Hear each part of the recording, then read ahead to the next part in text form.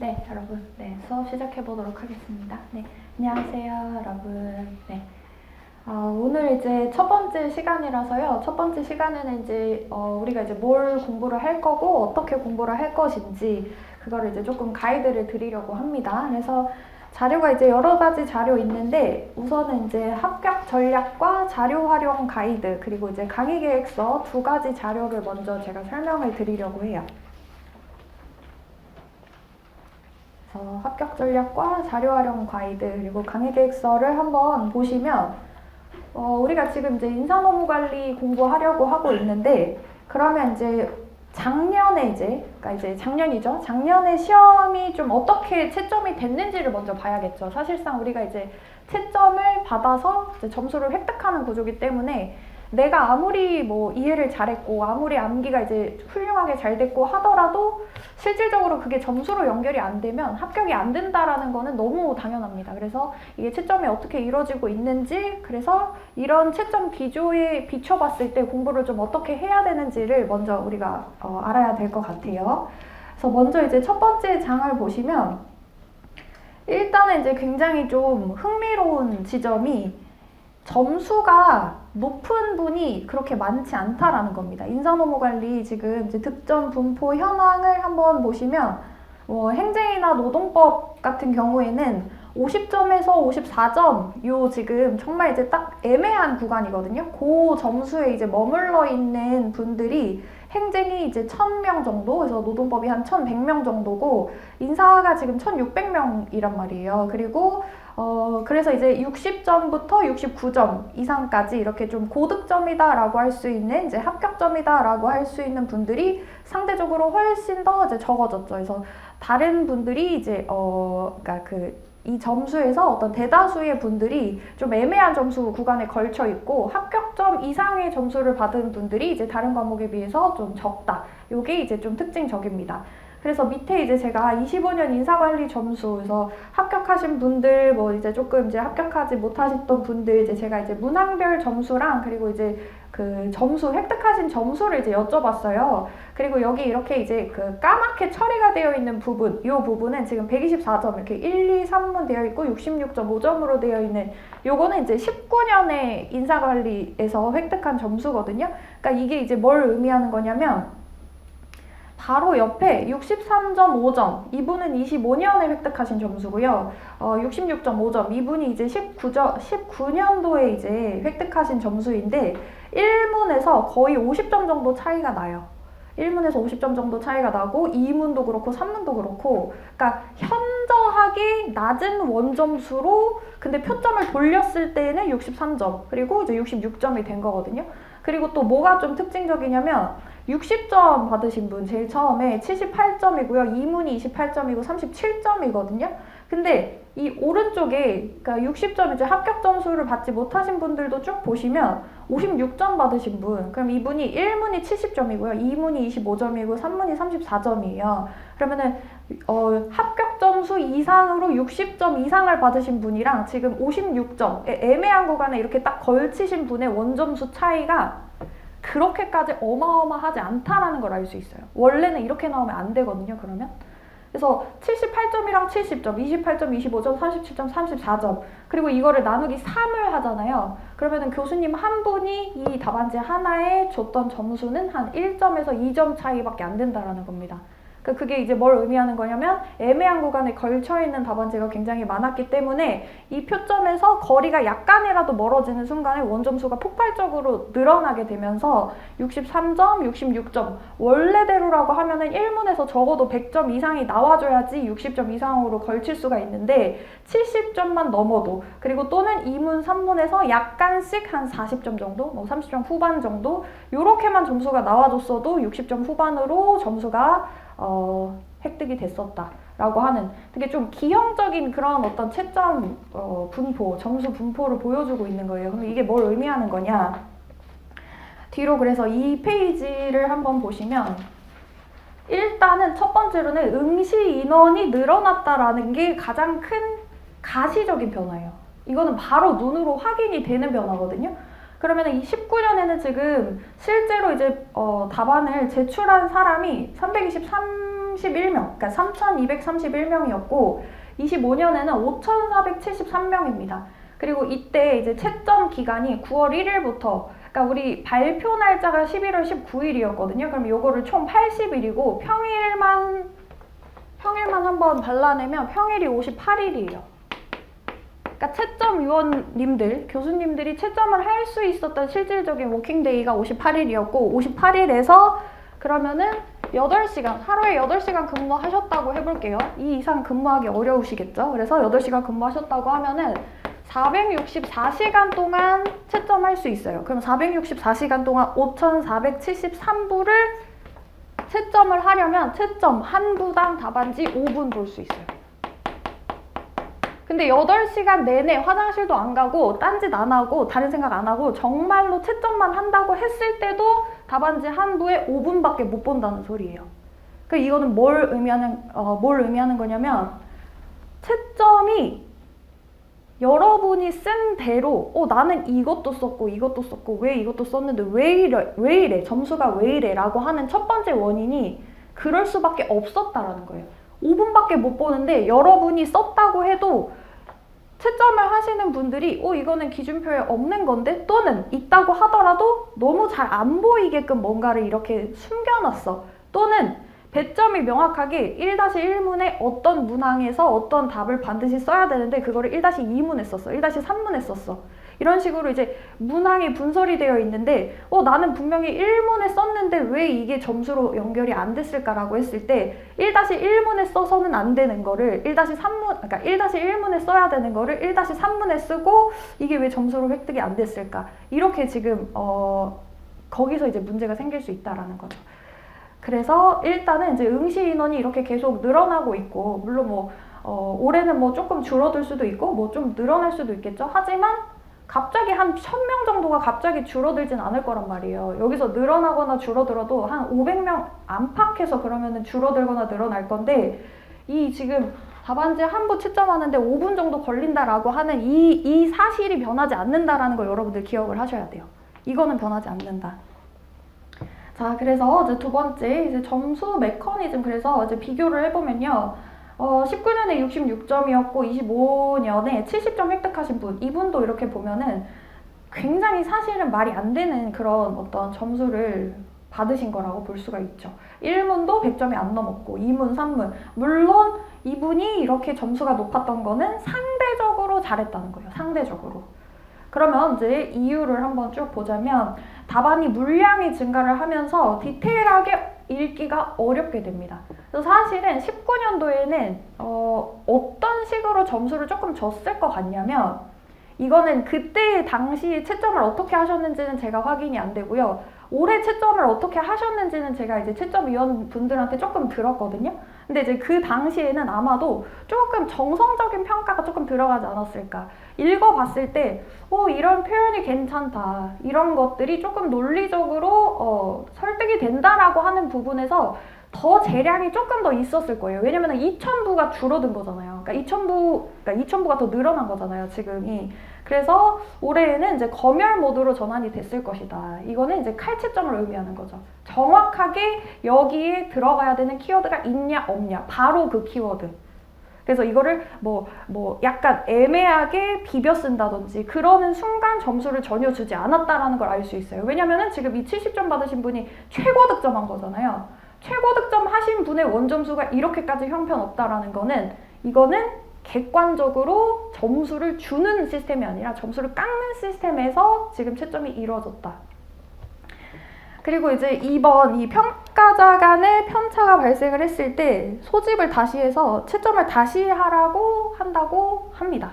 그러면 이제 결국에 사람이 조금 어떻게 되냐면 방어적으로 하는 거예요. 내가 여기서 점수를 줄 수 있는 어떤 거를 봤더라도 이거를 내가 다른 평가위원들이랑 채점위원들이랑 좀 비교를 했을 때 점수가 튀어버리면 안 되기 때문에 점수를 주지 않는 쪽으로 계속 채점을 하게 된다라고 이제 말씀을 해주셨습니다. 채점 교수님이. 그리고 세 번째가 키워드 채점을 그래서 할 수밖에 없다라는 거예요. 5분밖에 답안지를 못 보는데 문장을 읽어줄 수 있는 상황이 안 된다라는 거죠. 그래서 바로 내 눈에 보이는 키워드 딱딱딱딱딱 이런 식으로. 그래서 어떤 이제 문장의 뭔가 유려함이라든지 이런 것들이 아니라 논리적으로 목차가 이 목차 다음에 이 목차가 반드시 나와야 되고 이 목차에 들어가야 되는 핵심적인 키워드가 매우 획일적으로 결정이 되어 있었을 것이다. 그렇지 않으면 70점이 넘는 분이 원점수가 이렇게 나올 수가 없어요. 그리고 이제 4번, 그래서 작은 표준 편차가, 그래서 이게 이제 우리가 생각을 해야 된다는 거예요. 지금 이번 시험에서는 73%가 특정 구간에 몰려 있어서 표준 편차가 너무너무 작아서 원점수가 한 1.5점밖에 차이가 안 나는데 어떤 사람 56점, 어떤 사람 60점 되는 거예요. 그러면 우리 시험에서 여러분들 소수점 탈락하시는 분들 되게 많잖아요. 1점이에요, 1점. 과목 하나에서 56점과 60점은 4로 나누면 1점이잖아요, 1점. 그러면 1점으로 진짜로 합격과 불합격이 갈리는 구간이 너무너무 많습니다. 그런 분들 너무너무 많아요. 그러면 이거는 역으로 말하면 내가 원점수를 5점만, 10점만 더 높이자라고만 생각을 해도 나는 그러면 충분히 인사관리 60점 이상으로 넘어갈 수 있다라는 거거든요. 그런 식으로 생각을 하셔야 돼요. 그러면 어떻게 해야 되냐? 원점수 5점, 10점 어떻게 더 높일 수 있냐? 그래서 이제 전략을 우리가 수립을 해야 된다는 겁니다. 그래서 3페이지 제일 마지막 부분 보세요. 그래서 수험생 입장에서는 나는 개념도 쓰고 장단점도 쓰고 사례까지 썼고, 특히나 올해 그런 분들 많으셨죠. 내가 진짜 강사저랑 수험서랑 진짜 나는 똑같이 쓴 것 같았는데 점수가 좀 이상한 것 같다라고 하면서 뭐 소송도 하신다고 하고 뭐 행정소송 이런 거 이제 가신다고 하고, 그렇게 이제 말씀을 하시는 이유가 이해는 돼요. 이해는 되지만 채점자가 봤을 때는, 그리고 이 채점의 어떤 시스템 같은 요 안에서 봤을 때는 그렇게 생각하는 사람이 73%라는 거죠. 그렇게 생각하는 사람이. 그래서 이제 1번 표현의 디테일을 강조를 해야 된다라는 겁니다. 이게 원점수 1점, 1점, 1점 이렇게 모아서 그렇게 해서 원점수에서 10점 만들어서 그거를 60점 이상의 합격 점수로 우리가 바꿔야 되는 거거든요. 그래서 표현의 디테일 중요하고요. 구조적인 정합성. 그러니까 이게 이제 뭐냐면, 구조적인 정합성이라는 게 25년 문제를 여러분들 다 알고 계신다고 가정하고, 이제 1문, 올해 이제 1문을 가지고 설명을 해보면, 올해 1문이 일단은 1-1문과 1-2문으로 나눠져 있었거든요. 그러니까 혹시 이 문제 이제 기억이 안 나시는 분들은 우리 책에 이제 문제가 실려 있어요. 그거 보면서 한번 제가 말씀드려볼게요.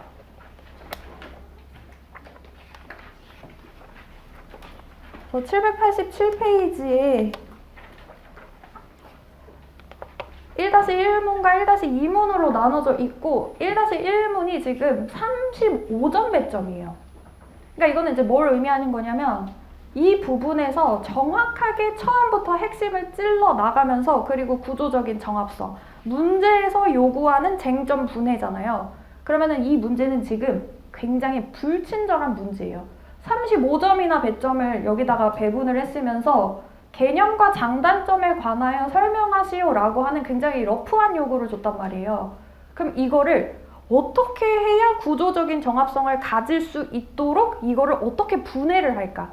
이거를 분해를 하려면 이 성과평가, 성과관리와 성과평가라고 하는 것이 어떤 구조로 이루어져 있는지를 본인이 인식을 하고 있어야 됩니다. 그럼 얘는 어디서부터 들어가야 되냐면 성과평가잖아요. 그러면 성과평가는 시스템적이란 말이에요. 시스템적인 성격을 갖고 있다라는 거는 목표가 무엇이냐에 따라서, 그리고 그러한 시스템이 상호작용하는 환경이 어떤 환경에 존재하는가에 따라서 선택을 달리 해야 된다는 거예요. 그러니까 여기서 말하는 속성, 행동, 결과 접근법이라고 하는 이 세 가지의 성과평가 방법을 장단점을 써라 라고 하는 게 그냥 장단점을 써라 라고 하는 게 아니라, 이 평가 방법을 언제 쓸 수 있다고 생각하는지, 어떻게 써야 된다고 생각을 하는지, 그리고 이 세 가지의 접근법이 서로를 약간씩 보완하거든요. 그래서 그런 지점들을 스스로 분해해서 여기서 이렇게 러프하게 쓰라고 하는 이 목차를 스스로 조금 더 분해를 하셔서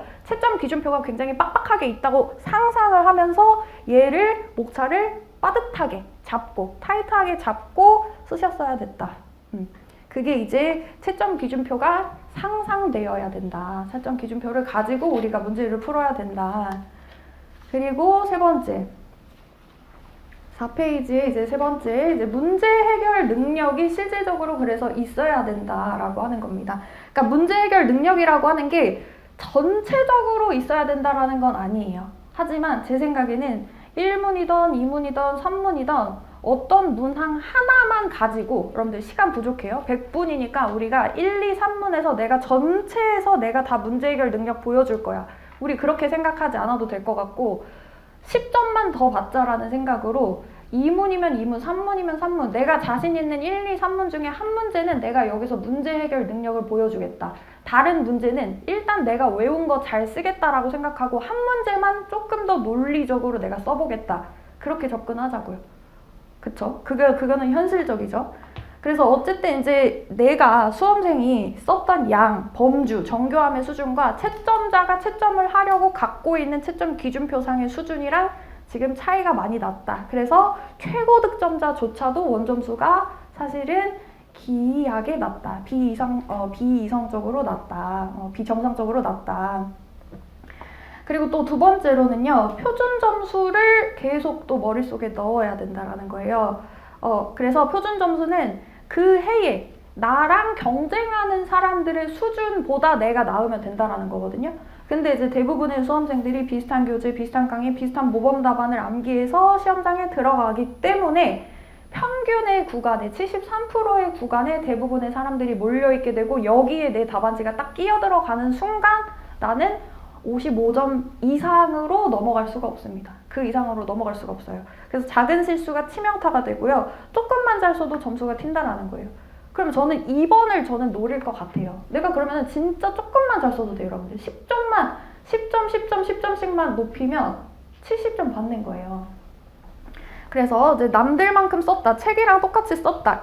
그게 아니에요. 그게 틀렸다는 거예요. 남들이랑 똑같이 쓰고 남들 같은 점수 이상, 그러니까 남들이랑 똑같이 써놓고 남들보다 점수를 더 받기를 바라는 거는 그거는 잘못된 거죠. 전략이 잘못된 거죠.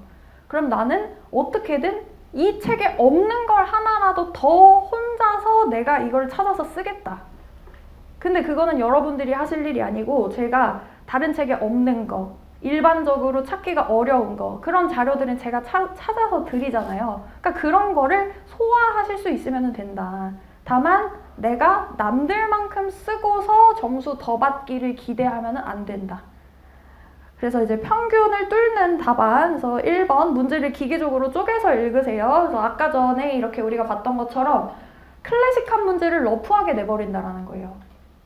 근데 그 안에 굉장히 정교하고 촘촘한 채점 기준표가 있으면서 그 채점 기준표에 있는 목차를 안 알려주고 한번 써봐라 이렇게 하는 거예요. 그럼 본인이 이 문제를 보고 러프한 요구를 보고 35점의 배점의 이 문제를 보고 이거를 어떻게 하면 조금 더 정교하게 얘를 이렇게 분해를 해가지고 쓸 수 있을까 하는 거를 계속 공부를 해야 된다라는 겁니다.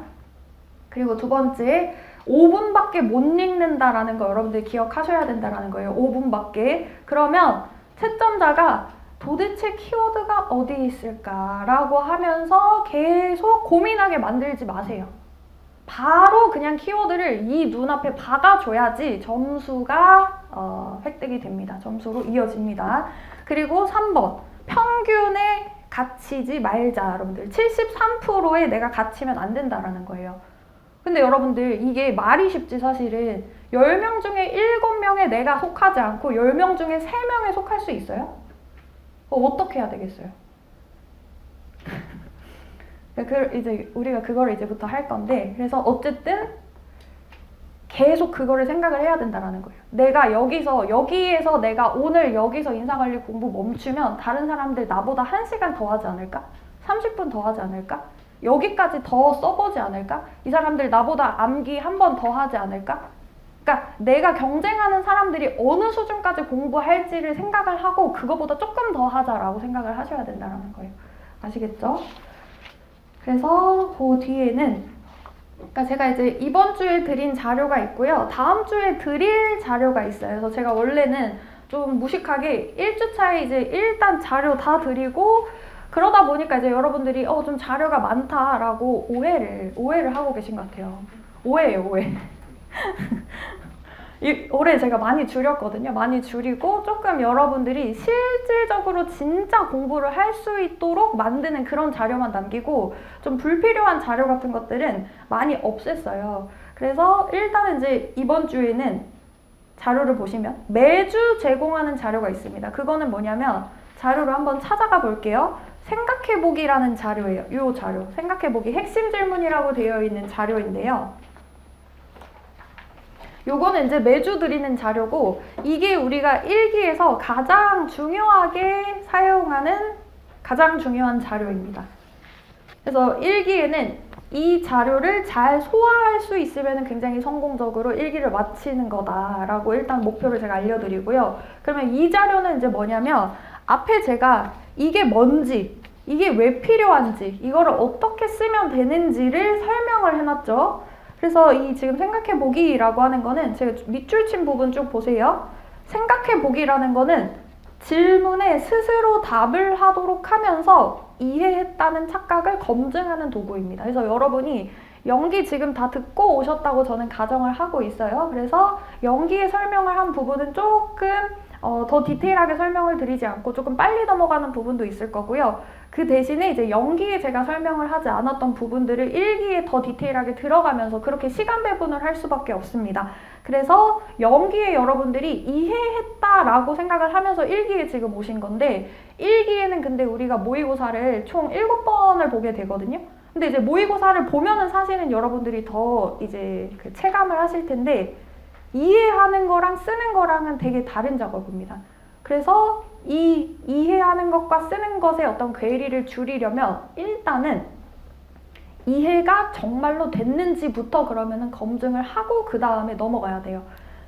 그래서 이 자료는 지금 어떻게 생겼냐면요. 뒤에 2페이지 보세요.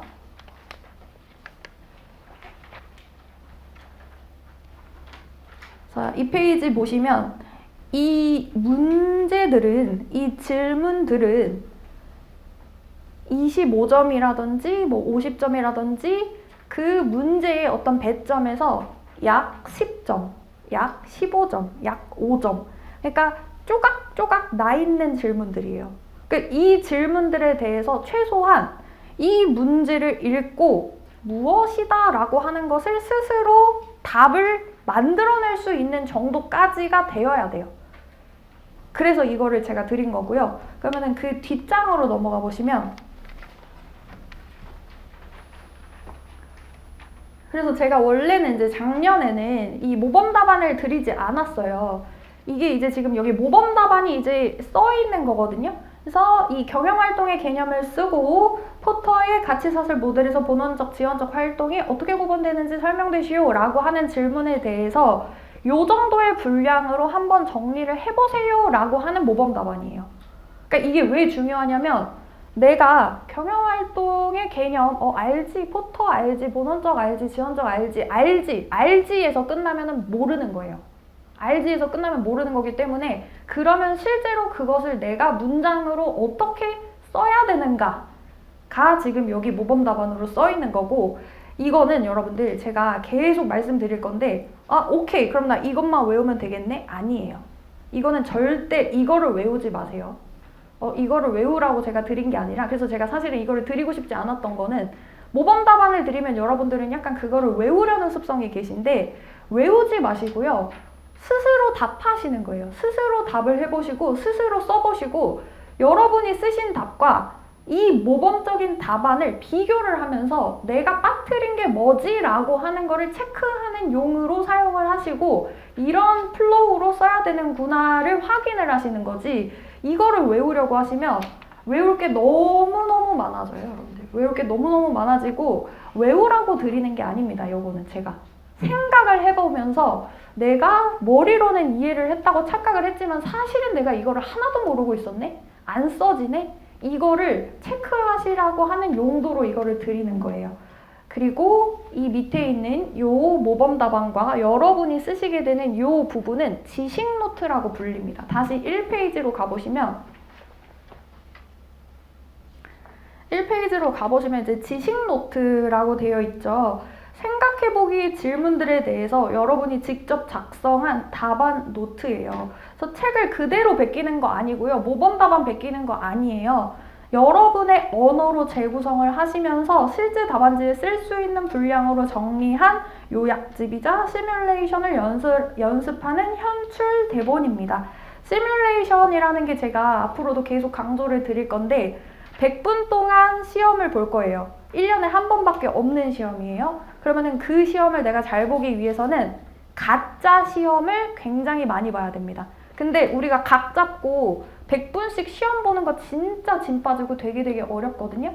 각 잡고 100분씩 시험 보는 그런 시뮬레이션을 많이 할 수가 없기 때문에 작은 시뮬레이션을 반복해야 된다는 거예요. 그게 모여서 결국에 하나의 시험이 되기 때문이에요. 그래서 지금 이 부분은 5점짜리, 10점짜리, 15점짜리 질문들이라고 했잖아요. 그 질문들에 스스로 답을 하면서 만약에 이런 질문이 실제로 문제로 출제가 됐을 때 내가 쓸 수 있는 역량을 확인하고 만약에 현재는 못 쓰더라도 진짜로 그런 문제가 그럼 나왔을 때 내가 한번 써본 거란 말이에요. 그러면은 그 써본 문장을 가지고 문제를 쓰기 위해서, 논술을 하기 위해서 일종의 대본을 먼저 내가 써보는 거다. 대본을 먼저 써보는 거예요. 그러니까 제가 인사관리는 늘 말씀드리지만 한국어로 되어 있다고 이게 한국어라고 생각을 하시면 안 됩니다. 프랑스어나 인도어나 정말로 생소한 어떤 언어라고 생각을 하시면 언어를 배울 때 우리가 입이 트이려면 일단은 단어부터 외우거든요.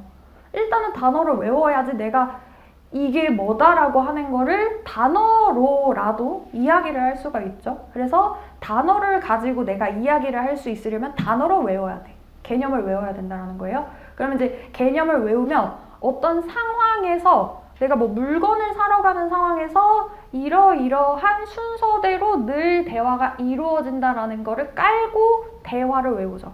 회화를 외우잖아요. 그런 것들이 모여서 내가 언어라고 하는 거를 한 개를 획득을 하는 거거든요. 인사관리 언어라고 생각을 하셔야 돼요. 이게 내가 한국어니까 한국어는 사실은 보면은 해독이 돼요. 해독. 근데 딱 거기까지인 거예요.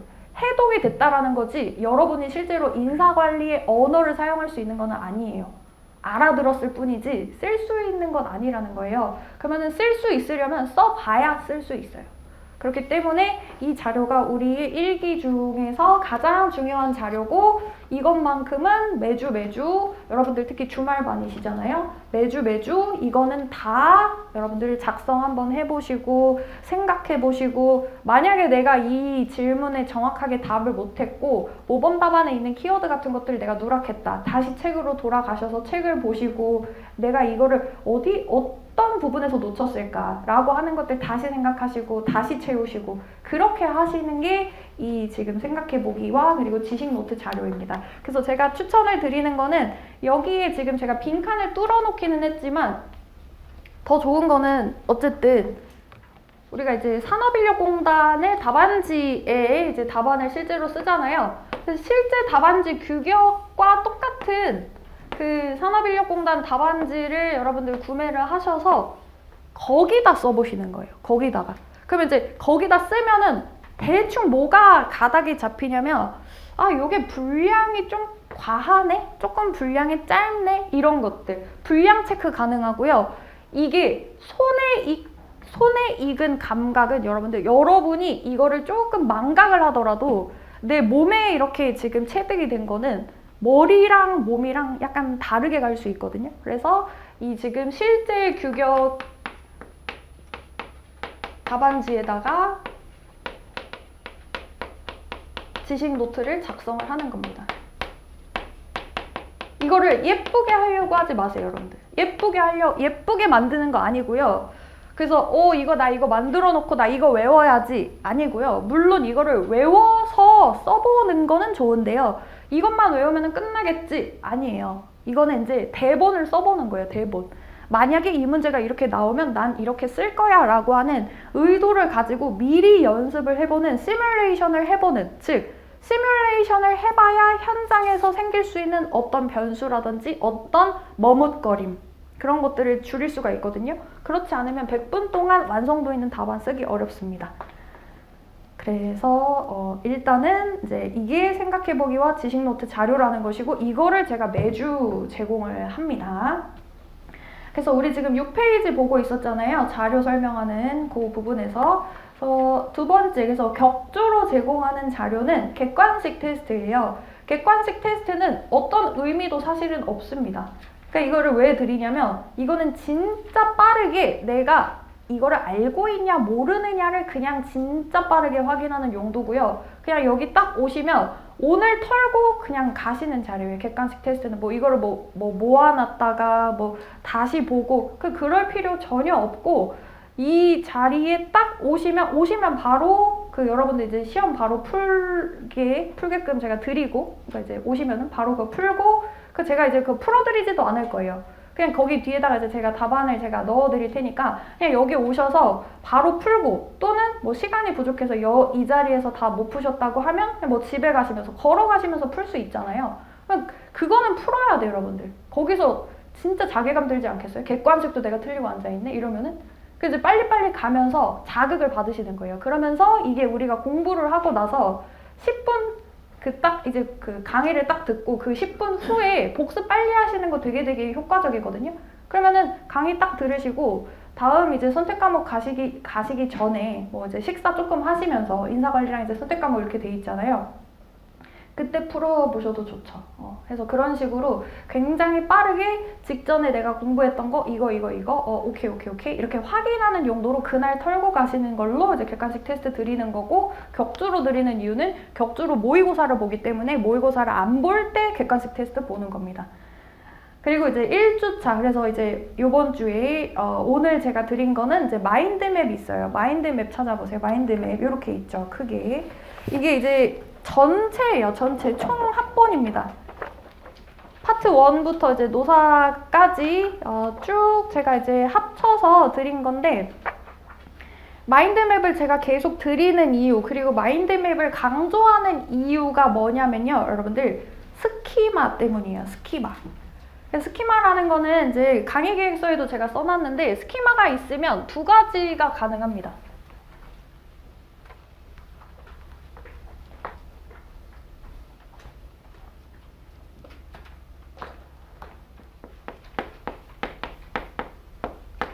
스키마가 있으면 일단은 양적으로 두 번째로는 속도적으로 훨씬 더 많은 정보를 처리할 수 있고 훨씬 더 빠르게 정보를 처리할 수가 있어요. 왜 그러냐면 스키마는 일종의 서랍장이라고 보시면 돼요. 서랍장.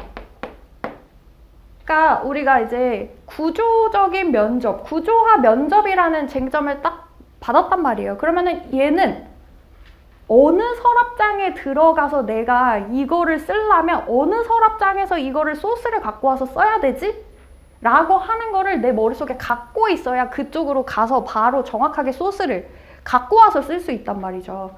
그리고 속도적인 면에서 이 스키마라고 하는 거는 일종의 또 지름길이라고 생각을 하시면 됩니다. 지름길. 그러니까 지금 우리가 책에서 단권화를 하는 이유도 사실은 스키마를 만들기 위해서거든요. 그러니까 이게 지금 그냥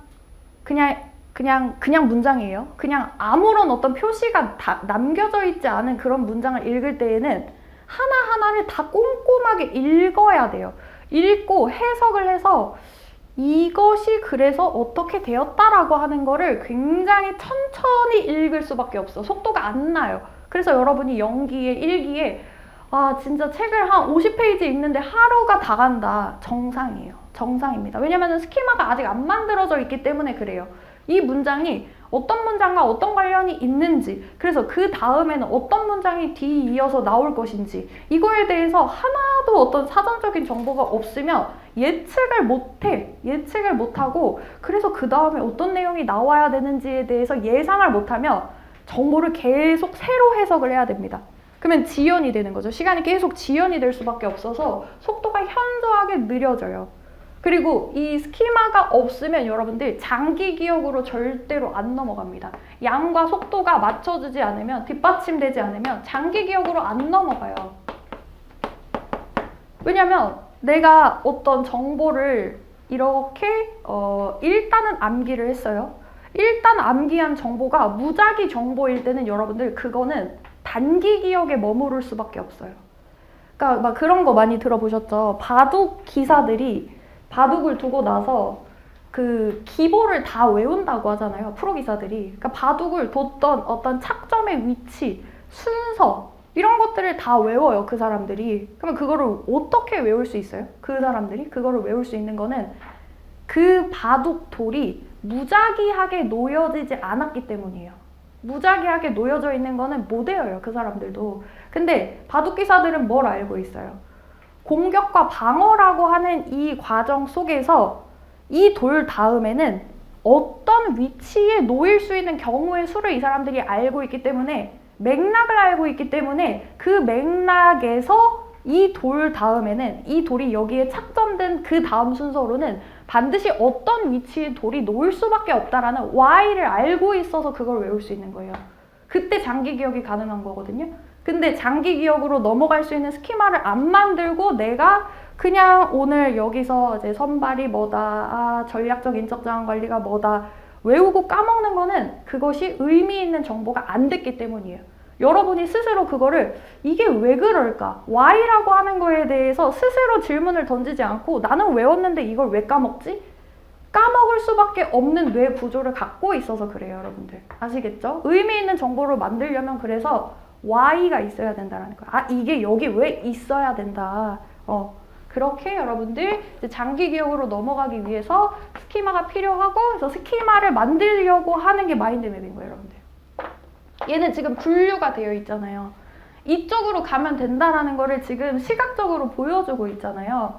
그러면 이 마인드맵을 여러분들이 스스로 그려보시기도 하고 여기에 덧붙이시기도 하고 이 마인드맵 자체를 백지복습을 하시기도 하고 그렇게 하시면서 의미 있는 정보를 스스로 만들어 나가셔야겠죠.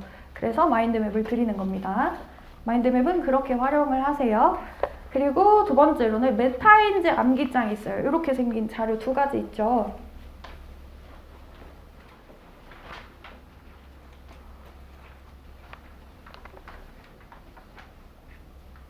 그래서 메타인지 암기장은 지금 이제 두 개로 되어 있고 한 개는 이제 텍스트가 채워져 있고 또 한 개는 빈칸으로 되어 있죠. 그래서 이 메타인지 암기장은 이것도 역시 본인이 알았다고 착각하는 거, 외웠다고 착각하는 거, 그것을 체크하기 위한 하나의 이제 툴입니다. 그래서 요거는 여러분들이 이제 휴대가 조금 용이하기 때문에 갖고 다니시면서 쓰셔도 좋을 것 같고요. 또는 이제 제가 좀 추천을 드리는 거는 이것도 뇌과학적으로 제가 이제 이런 이제 수험을 제가 가르치는 사람이다 보니까 뇌과학, 뇌구조 이런 거를 좀 공부를 좀 했거든요.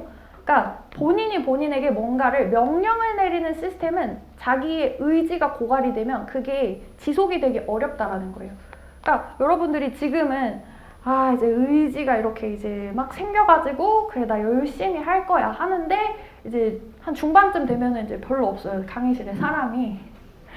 의지가 고갈이 되기 때문이에요. 내가 나한테 명령을 내리는 시스템이 지속이 되기가 어렵기 때문에 그러면 어떻게 해야 되냐?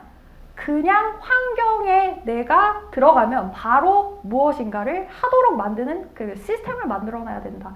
명령을 해서 의지를 발휘해서 무엇인가를 하는 거는 지속 가능성이 좀 떨어진다. 그래서 제가 추천을 드리고 싶은 거는 이거를 여러분들이 좀 고정적으로 공부하시는 뭐 스터디 카페나 뭐 독서실이나 뭐 집이나 고정적으로 어떤 장소에 내가 딱 들어가면 10분 동안은 이걸 보자 라는 아주 작은 규칙을 만들어 두시는 거예요. 규칙을. 그러니까 고정적인 장소에서 이걸 하시는 거예요. 왜냐면은 그렇지 않으면 얘는 후순위로 밀릴 가능성도 높고 안 돼. 잘 안 돼. 지속 가능성이 좀 떨어집니다, 여러분들. 그래서 고정적인 장소에 이거를 두시고 활용을 하시면 더 좋겠다. 또는 여러분들이 뭐 만약에 1차와 병행을 하고 계신다. 아니면은 내가 뭐 직장 병행을 하고 계신다. 그래서 시간이 조금 부족하다. 전업이 아니고 시간이 조금 부족하다 하시는 분들은 사실은 메타인지 암기장은 후순위로 들어가도 되기는 합니다. 왜냐면 제일 중요한 거는 일단은 지금 핵심 질문, 그러니까 생각해보기 자료와 핵심 개념이기 때문이에요. 그래서 핵심 개념 한번 찾아볼게요. 핵심 개념. 그래서 핵심 개념 자료 이렇게 되어 있는 거고요. 총 26페이지로 구성이 되어 있는 거고, 앞에 지금 이렇게 칸으로 되어 있는 거는 진짜 핵심 중에 핵심 딱 40개예요. 요거는 제가 연기에 이제 드렸던 자료인데, 연기의 요 부분까지는 꼭 조금 암기하고 오셨으면 좋겠다 제가 말씀드렸었죠. 그래서 지금부터 다시 시작하시는 분들은 40개 개념은 진짜로 기계적으로 튀어나와야 됩니다. 왜냐면은 여기에 제가 이 40개를 꼽은 이유는 이 개념들이 되게 상위 개념일 가능성이 높은 개념들을 모아놓은 거예요. 상위 개념.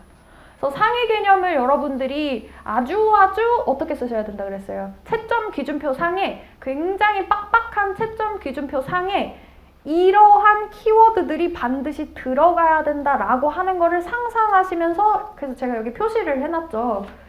이거를 다 똑같이 외우라는 게 아니라 여기에 제가 표시를 해드린 이런 키워드들을 꼭 외워야겠다. 상위 개념이기 때문에 이거는 뭐 타협의 여지, 비벼 쓰고 이거 아니고 그냥 무조건 똑같이 핵심적인 키워드 현출하면서 외우겠다. 일종의 어떤 버튼인 거죠, 버튼. 그러니까 첫 번째, 저는 서론 길게 쓰고 그런 거 별로 이렇게 필요 없다고 생각을 하거든요. 왜냐면 채점 기준표상에 서론에 대한 어떤 언급이 없을 것이라고 충분히 상상이 돼. 5분밖에 못 읽는데 서론이 장황하게 길어지잖아요. 일단 답답하게 느껴지겠죠. 일단 본론으로 바로 보고 싶을 거예요, 여러분들. 그러면 서론 이런 거 아니고 일단 상위 개념을 너무너무 정확하게 쓰시면서 상위 개념 쓰고 나잖아요. 1페이지만 뭐라도 쓰시면 사실은 그 다음부터는 이제 일단 써지거든요, 이게. 계속 어쨌든 좀 관성에 의해서 뭐가 써지기 때문에 처음이 어렵지 그 다음에 쓰는 거는 어렵지 않단 말이에요. 그래서 가장 상위 개념은 너무너무 정확하게 내가 무조건 이거는 똑같이 쓰겠다라고 생각을 하시면서 외우시고, 9페이지부터는 이제 여기에 인사, 서론과 개념 한눈에 정리하게 되어 있는데 서론 쓰지 말라면서 왜 서론을 왜 정리해놨지? 이렇게 이제 궁금하실 텐데, 서론이 아니고요. 중요성을 담은 개념이 저는 서론이라고 생각을 하는 거예요. 그러니까 의의인 거죠, 의의. 그러니까 채점자가 지금 개념을 봤을 때 처음부터 이 개념이 왜 그렇게 중요한지, 논의를 할 만한 가치가 있느냐 없느냐를 개념에 녹여서 써주면 이 답안이 어느 정도는 이해를 하고 있을 것 같다라고 기대를 갖고 답안을 보게 된단 말이에요. 그러면 이 쟁점이 왜 그렇게 중요한지에 대해서는 이해를 해서 개념에 녹여주면 좋겠다 해서 서론이 제가 쓴 거예요. 그래서 여기에 이제 이렇게 들어가 있는 개념들은 제가 이제 모범 답안을 손으로 써서 드리잖아요. 그 답안에 실제로 제가 썼던 개념들입니다. 그래서 요거는 분량이 이미 다 약간 지금 이제 컨트롤이 되어 있는 상태예요. 이걸 여러분들이 손으로 썼을 때 딱 알맞은 분량으로 쓸 수 있을 겁니다. 그래서 이런 것들 여러분들 또 반복적으로 외우시고, 이 답안 해서 여기 지금 써 있는 개념들 그대로 모범 답안에 써 있을 거거든요. 그러면은 이대로 외우면 되겠다. 개념은 그냥 여러분들 비벼 쓰려고 하지 마시고 최대한 똑같이 쓰자 그렇게 이제 생각을 하시면서, 그러니까 이것도 우리가 일기에 너무너무 중요하게 여러분들이 조금 습득을 하셔야 되는 핵심적인 자료인 거죠. 그래서 제가 일기에 가장 중요한 자료 2가지만 꼽자면 생각해보기 자료와 핵심 개념 자료다. 그래서 개념 암기 너무너무 적확하게 하시고, 그리고 생각해보기에 여러분들 스스로 계속 뇌를 괴롭히셔야 돼요. 내가 뭔가 편안하게 공부를 하고 있으면 그거는 한참 잘못하고 있는 겁니다, 여러분들. 그래서 이 2가지 자료 가장 중요하다. 그래서 6페이지 계속 보시면, 그럼 다음 주에는 제가 어떤 자료 드릴 거냐면 목차 노트와 도식 노트 그리고 기출 리스트라고 하는 이제 3가지 또 보조적인 툴을 드릴 거예요. 그래서 이 3가지 툴은 전부 다 역시 이제 아웃풋을 조금 더 강제적으로 끌어낼 수 있도록 하고, 그리고 시뮬레이션을 조금 더 도와드릴 수 있는 그런 자료들입니다. 그래서 요거는 이제 제가 다음 주에 드릴게요. 그리고 이제 요 밑에는 그래서 이제 기출 문제, 요번에 이제 기출됐던 문제들을 쭉 보면은 뭘 알 수 있느냐를 이제 제가 요약을 해놓은 건데, 목차만 읽어볼게요. 첫 번째, 과거 기출과 교수저 연습 문제가 굉장히 중요하다라는 것이 증명이 또 됐습니다. 일단 문제 1번은 노무사 2004년에 출제됐던 거랑 정확하게 똑같아요. 그래서 이 문제 보시면요. 노무사 2004년에 특성 중심, 행위 중심, 결과 중심, 인사고과, 신뢰성과 타당성 있잖아요. 올해 문제가 이제 속성접근법, 행동접근법, 결과접근법의 개념과 장단점에 관하여 설명하시오 되어 있는데, 근데 여기서는 지금 신뢰성과 타당성을 언급을 안 했거든요. 근데 썼어야 됐다라는 거죠. 신뢰성과 타당성이라고 하는 것을 이 답안지 안에서 개념 정의를 정확하게 하고 들어가서 신뢰성 측면에서 장점이 이러이런 장점이 있고, 타당성 측면에서 속성접근법은 이러이런 장점이 있습니다, 단점이 있습니다 라고 하는 거를, 신뢰성에서 장점 단점, 타당성에서 장점 단점, 그렇게 되면 이게 이제 구조화가 된 쪼개어진 목차라는 거죠. 여기는 지금 러프하게 썼지만 실질적으로 뭘 썼어야 돼? 신뢰성, 타당성이라는 거를 썼어야지 한 번 더 목차가 쪼개지면서 채점 기준표 안에 내 답안이 들어가게 될 수 있었다라는 겁니다. 그리고 이제 문제 2번도 이제 3인공저 연습 문제랑 노무사 14년 똑같아요. 그리고 이제 경제사 21년도 노동조합의 조직 형태 똑같이 나온 거예요, 여러분들. 똑같이. 그리고 문제 3번도 정확하게 똑같았어요. 구조화된 면접, 비구조화된 면접 나왔죠. 그래서 완전히 막 브리타를 내가 잘 쓰겠다 이렇게 생각을 하시는 거는 좀 돌아가는 길이에요, 여러분들. 클래식한 거를 남들보다 조금 더 잘 써야지가 일단은 메인의 목표고요. 그것이 정말로 만약에 다 됐다고 하면은 거기에 이제 덧붙여서 나는 그러면 브리타가 나오면 이렇게까지 쓸 거야가 돼야죠. 그래서 이제 클래식한 쟁점을 남들보다 더 잘 쓰기 위해서 핵심적인 개념들 정확하게 외우고 한 끗 더 내가 쓰려고 하는 그런 어떤 집요함. 일단은 그게 필요하다라는 거고, 두 번째, 장단점 계속해서 묻고 있단 말이에요. 그래서 장단점을 쓰라고 하는 거는 내심의 의도가 뭐냐면 영향을 이 사람이 이해하고 있느냐예요. 인과관계를 이해하고 있느냐예요. 장점이라는 게 뭐예요? 직무급이 장점이 뭐예요? 직무급의 장점. 일단은 직무급은 연공급과 비교를 했을 때 임금의 공정성이 높다. 근데 임금의 공정성이 왜 높으냐? 직무를 쪼개서 평가를 해서 상대적인 가치를 모두 다 평가를 해서 그거를 임금으로 전환을 시켜서 임금의 가치를 노동의 가치에 결부를 시켰기 때문에 노동을 하는 사람의 입장에서 투입과 산출에 있어서 공정성을 인식할 수밖에 없단 말이죠. 즉, 직무급의 장점과 단점을 기계적으로 쓰시는 게 아니라 왜 그렇게 될 수밖에 없는지 스스로 스키마를 계속해서 생각을 하시고 그거를 내뱉으시면서 써야지 장단점 문제에서 내가 역량을 발휘할 수가 있다. 장단점을 외우려고 하지 마세요, 여러분들. 장단점을, 그러니까 물론 외워야 써지는 거는 맞지만 바둑 기사가 그 복잡한 바둑의 착점 위치와 순서를 외울 수 있는 것은 왜? 라고 하는 것에 대해서 질문을 했었기 때문이다라는 것을 먼저 기억을 하세요. 그리고 이제 단순 암기로는 그래서 고득점이 불가능합니다. 왜? 왜냐면 여러분들이 외운다라고 하는 범주는 남들도 다 거기까지는 외운다. 남들도 거기까지는 다 외워요, 여러분들. 나만 특별하게 지금 공부하는 게 아니라는 거예요. 단순히 암기한다라는 거는. 아시겠죠? 그래서 이런 것들이 여러분들이 이게 이제 내가 가야 할 방향이구나, 이런 거를 한번 생각을 해보시는 거고, 핵심적인 목표, 그래서 학습 방법, 이제 뒤에 여러분들 제가 마인드맵이 왜 필요하고, 그래서 암기가 왜 필요하고, 그래서 암기를 할 때 어떻게 하면 좋은지, 백지복습, 뭐 구술 스터디, 그래서 반복, 그래서 뭐 패러프레이징, 뭐 핵심 키워드 등등등. 제가 공부 방법론 자체를 설명을 쭉 해놨고요. 또 12페이지에서는 우리가 공부에 있어서 어떤 메커니즘을 조금 갖고 있으면 좋은지, 그래서 시스템과 메타인지 모듈과 시뮬레이션이라고 하는 거를 조금 더 세심하게 설명을 한번 해놨습니다. 그래서 요거를 여러분들 계속 좀 읽어보시면서 아, 이게 내가 남들만큼 외우고 남들만큼 써가지고는 좀 불리해질 수 있겠다라고 하는 거를 좀 새기시면서 공부를 하시면 너무 좋을 것 같습니다. 그래서 강의 계획서도 빠르게 좀 볼게요.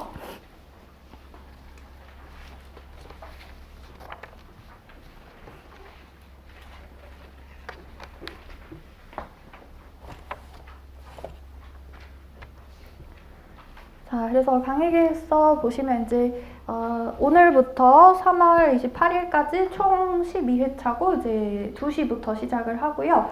그리고 카페에 이제 가입 여러분들 해주실 때는 항상 이제 실명으로 해주셔야 제가 승인을 하고, 실명이 아니신 분들은 이제 제가 그냥 아이디로 가입을 하시면 제가 승인을 안 해드리고 있습니다. 그래서 그 부분 이제 알아두시면 좋을 것 같고, 뭐 메일이나 뭐 카톡이나 여러분들 좀 편하신 루트로 질문해 주시면 됩니다. 그래서 제가 카페는 제가 좀 자주 그렇게 이제 그 답안을, 그러니까 응답을 자주 하지는 않고요. 근데 카톡은 이제 하루 지나기 전에 일단 제가 답안 드리려고 하니까 답을 드리려고 하니까 조금 빨리 답을 받고 싶으신 거는 이제 카톡으로 주셔도 되고, 조금 천천히 하셔도 되고, 조금 이제 그 길이가 길다 하시는 것들은 이제 카페에 올려주시면 됩니다.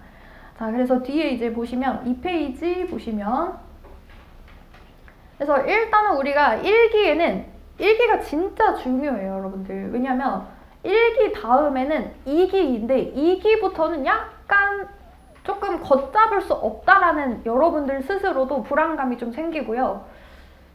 2기부터는 또 사실은 어떤 수업보다는 모의고사에 집중된 그런 강의가 특징이기 때문에, 모의고사에 집중을 하기 때문에 그때 뭔가 새롭게 뭔가를 막 바꾸기가 조금 어려워집니다. 그래서 1기가 너무너무 중요하고 이게 가장 중요하죠. 이해했다는 착각, 알고 있다는 착각. 사실은 모르고 있어요, 여러분들. 여러분들은 나는 모르고 있다 그냥 생각을 하고 지금부터 새로 시작한다고 생각을 하셔야 됩니다.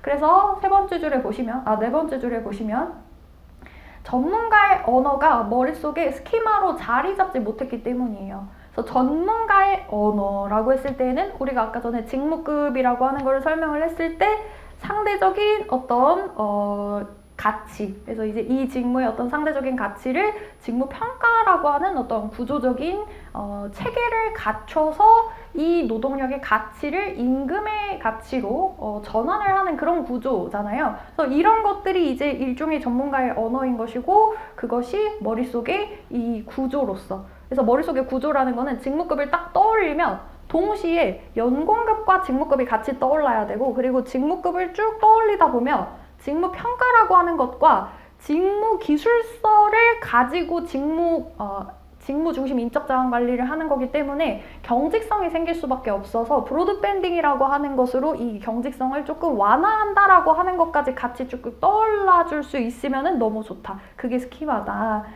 그래서 지식이 이제 입력만 되었을 뿐이지 아웃풋으로 될 준비가 아직은 안 된 겁니다. 그걸 우리가 지금 하는 거예요. 1기부터 하는 거예요.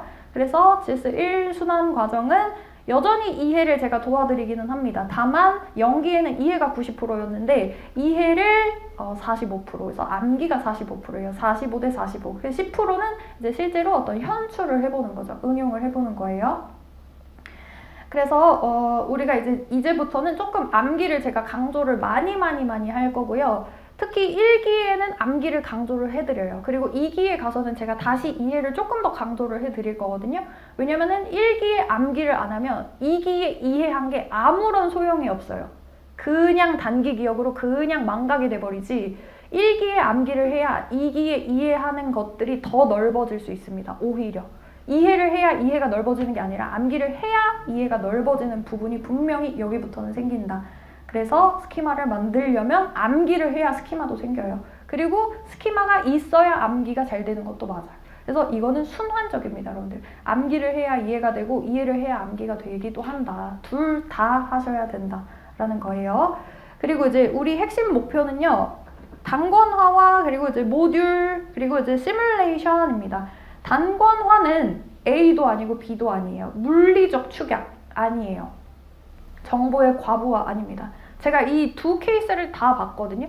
그러니까 굉장히 스스로 만드신 어떤 서브노트를 갖고 계시는 분들을 제가 자주 봤었어요. 그럼 그분들은 이 지금 책이 지금 다독이가 거의 한 770페이지 정도 되니까 이 책을 보시면서 스스로 막 줄이시는 거예요.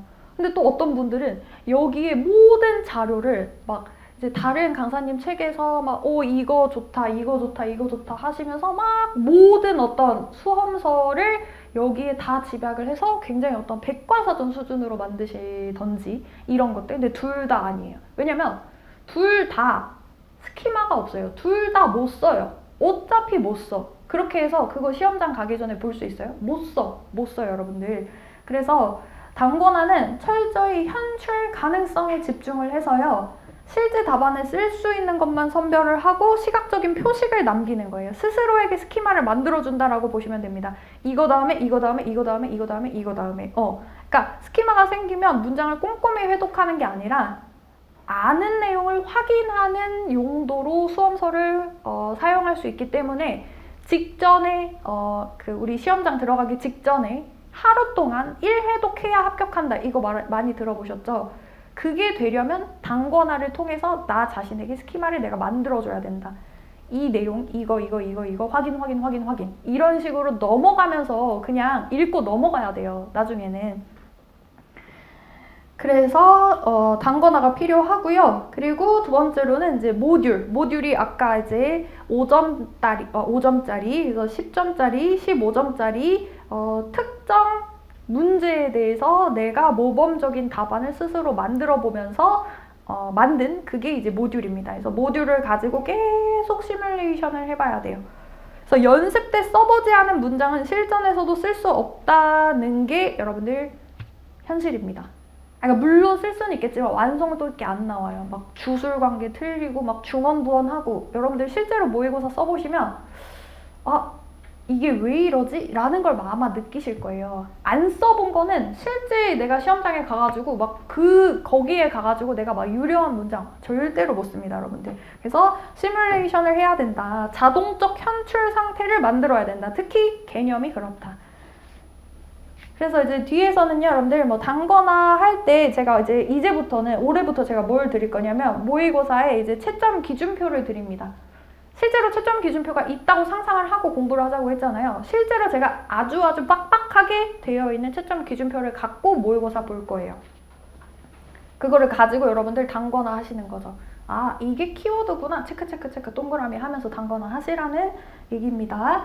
그리고 이제 생각해보기, 지식노트, 도식노트, 그리고 이제 단문형 테스트는 제가 드릴까 말까 하다가 여기까지 드리면 조금 여러분들이 과부하가 또 걸릴 수도 있겠다 싶어서 요거는 어차피 제가 2기에 한꺼번에 다 모아서 드리거든요. 그래서 그때 이제 드리려고 합니다. 일단은 우리는 생각해보기에 좀 집중을 하자.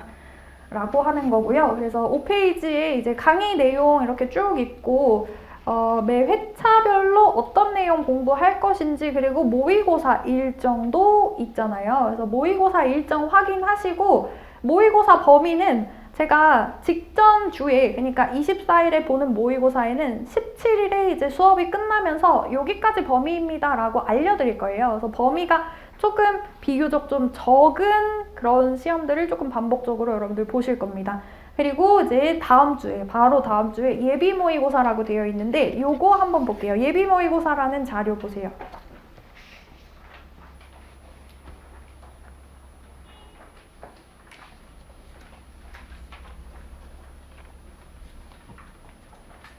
그래서 예비 모의고사 자료는 먼저 여기 이제 문제가 있습니다. 문제가 있고요. 뒤에는 이거를 왜 우리가 하는지를 또 설명을 제가 드립니다. 일단은 초시생이 어떻게 써야 되는지부터 사실은 잘 모르시는 경우가 많아요. 근데 이제 논술형 시험 공부는 외국어라고 했죠. 그래서 바람직한 스크립트를 내가 한번 사용을 해보는 경험을 하게 되면 조금 익숙해질 수 있습니다. 그래서 그런 점에서 예비 모의고사 드리는 거고요. 이해했다는 착각과 실제 현출 사이의 간극을 느껴보기도 하고 조정을 할 수 있게 또 도와드리는 거기도 해요. 그리고 이제 활용 방법, 그래서 이제 스텝 1부터 스텝 4까지 여러분들 한번 이렇게 쭉 따라가 보시면 좋을 것 같습니다. 그리고 요거는 이 모의고사 자료는 사실은 이제 초시생 분들, 그래서 답안 작성 경험이 없으신 분들을 위해서 제가 마련을 한 거기 때문에 뭐 내가 유예다, 조금 이제 공부를 했다, 작년에 시험을 보셨다 하시는 분들은 그냥 이거를 버리시고 그냥 다음 주에 그냥 바로 오셔서 시험을 보시는 게 더 좋을 것 같아요. 그래서 뒤에 이제 보시면 실제 답안을 제가 써놨습니다. 실제 답안 써놨고 제가 어디에 이런 거 보세요, 이렇게 하세요 라고 하는 가이드를 쭉쭉쭉 이렇게 이제 그려놨죠. 문제 번호 쓰세요. 문제 키워드 쓰시고요. 첫 번째 목차 가장 상위 개념 쓰시고요. 문제가 논술화라고 제시한 개념을 꼭 개념 정의하셔야 되고요. 꺽쇠 써주시고요. 연결 이런 식으로 하시면 되고요. 여기서 이 쟁점이 가장 중요하고요. 이런 것들 제가 아주 친절하게 이렇게 써놨으니까 초시생 분들은 이렇게 쓰는 거구나 하는 걸 여러분들 한번 쭉 보시고, 근데 요거를 그냥 기계적으로 달달 외워서 쓰시라는 거는 결코 아니고 공부한 내용을 바탕으로 답안이 이렇게 생겼구나, 이렇게 쓰는 거구나, 여기까지 이렇게 써야 되는구나 하시고 이 모범 답안에 안주하지 마시고 그러면 나라면 여기서는 조금 뭘 바꿀 수 있을까, 어떻게 쓰면 더 좋을까 하는 것까지 고민을 해서 다음 주에 이 문제 그대로 시험 볼 겁니다. 여러분들 문제 똑같이 해서 이제 제가 시험 문제 드릴 거니까 이렇게 답안을 쓰는 거구나, 그렇게 이제 여러분들 그냥 훈련하는 용으로 이제 예비 모의고사가 다음 주에 진행이 됩니다. 네, 그래서 여러분들 이제 OT 끝났고요. 15분 쉬시고 3시 15분에 여러분들 다시 시작할게요.